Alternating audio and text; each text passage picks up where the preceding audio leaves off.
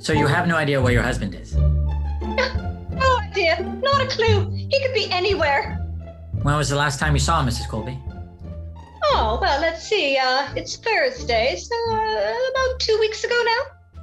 2 weeks? Yes, it was right after the harvest moon. I remember distinctly because I said, "Look, Clive, it's the harvest moon." And he didn't say anything. And I remember being quite miffed about that at the time. But now I realize he wasn't even here, which just goes to show you should never jump to conclusions. So Mr. Colby has been missing for 2 weeks now, and you never reported this fact to the police? Heavens, no. My husband is a very private person. I wouldn't want the police intruding on his affairs. Can I get you some coffee, Detective? No, thank you. Mrs. Colby, you don't seem especially concerned about your husband's disappearance. Well, of course I'm concerned, but I'm a worrier by nature, so I don't give that much weight.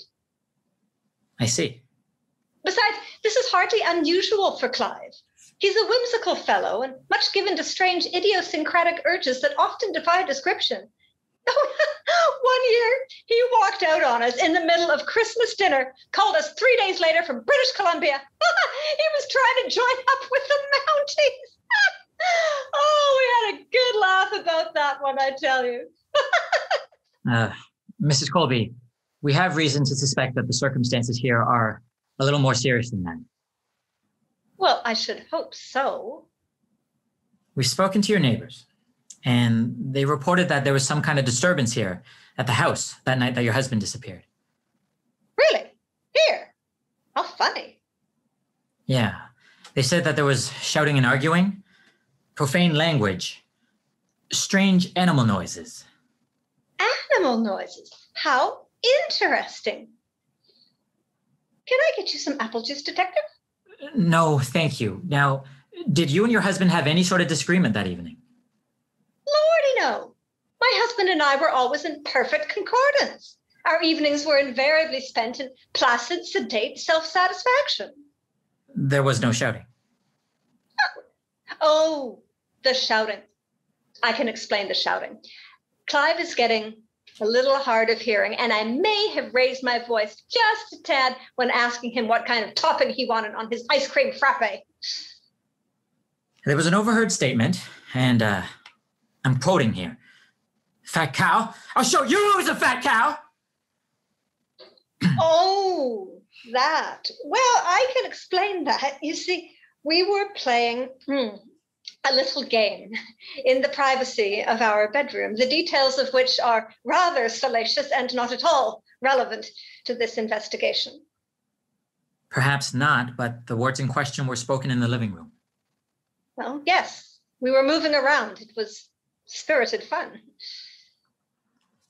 The neighbors also reported screaming, lights going on and off, some sort of violent struggle with the Venetian blinds. Well, yes, that was Clive. He was pretending to be a parrot. A parrot? Yes. We were playing the parrot and the cow. I see. So naturally, he was jumping up and down on the furniture, scratching at the Venetian blind. Oh, knocked over one of my best lamps, too. It was wildly amusing and yet profoundly erotic. I see. Can I get you a muffin, Detective? No, thank you. Now, Mrs. Colby, we've had to check on some of your credit purchases in the last 2 weeks and discovered a bill from Home Depot for a load of mixing cement that was delivered to this address. 40 sacks of cement, to be precise. 40? Yeah, that sounds about right. On the face of it, that's a whole lot of cement, Mrs. Colby. Well, yes, but I can explain that, Detective. I make bird baths as a hobby. Bird baths? Yes. I design the molds myself, mix the cement personally, pour it in, let it set, and voila. I didn't notice any bird baths in your backyard. Well, no. I give them all away to friends, passers-by. For me, the joy is in the creation. What I did notice out behind the garage was a very large cement plot, about 3 by 6 feet, that appeared to be quite freshly laid. Well, yes. That's all the excess cement. There are so many false starts in bird bath construction. You have no idea. Apparently not. I eventually intend to build a shrine to St. Anthony out there. I see. Can I get you some sardines, Detective? No, thank you. Now, forgive me for pointing this out, but it's my job to pick up on any discrepancies. And there appears to be a large shovel tucked behind the couch over there. Oh, yes, there is. Now, am I to assume that that's the customary spot for your heavy garden tools? No, that particular shovel I use to clean out the cobwebs that tend to gather in the vestibule. Most people use a broom for that purpose. Yes, most people would. More fools they. On the whole, I have observed that you do keep a very tidy home, Mrs. Colby. Oh, I thank you, Detective. Which makes that stain on the carpet there all the more conspicuous. Oh, is there a stain? Yes. It looks for all the world like dried blood. Yes, it does, doesn't it? I take it it's not? Oh, my stars, no. It's chocolate. Chocolate. Yes. We had a box of Godiva chocolates in the house for the longest time. And then one day, about 2 weeks ago, I just dipped into them and couldn't stop. I must have dropped a praline crunch on the floor. I was wondering what happened to it. Excuse my presumption, ma'am, but that doesn't look like chocolate.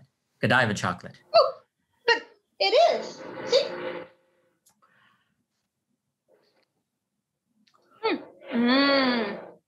Still retaining that rich, decadent flavor. Would you like some? No, thank you. But when I say it doesn't look like Godiva chocolate, I'm referring to the fact that it looks more like, how should I put this? Nestle's. I beg your pardon.